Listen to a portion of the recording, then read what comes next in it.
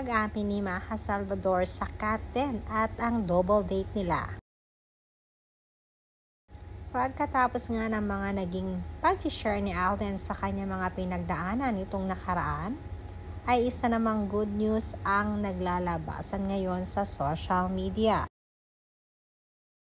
Sa mga naglalabasan at nagte-trending kasi ngayon sa social media ay malaki ang pagkakaugnayan na magkakasama sina Catherine Bernardo at Alden Richards sa isang intimate dinner date. Kasabay ngayon ang pagkikita ni Alden at magkakasama sila sa isang restaurant ni Maja Salvador at Rambo, at ayon din sa aming source ay naroon din di umano si Catherine Bernardo. Sinasabing nagkaroon nga ng intimate double date ang apat, kasabay na rin ang menu tasting para sa bagong business venture ni Alden at di umano ay nina Rambo at Maja. Sobrang supportive daw talaga ni Catherine pagdating sa kanyang mga kaibigan at lalo na pagdating kay Alden.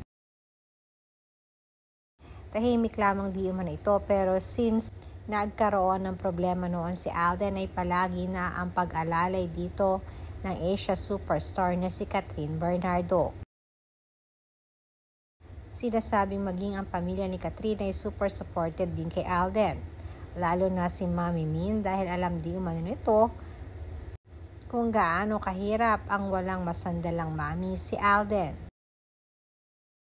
Kaya naman madami ang patuloy na umaasa na sana di umano ay soon ay si Alden na nga at si Catherine ang magkatuluyan.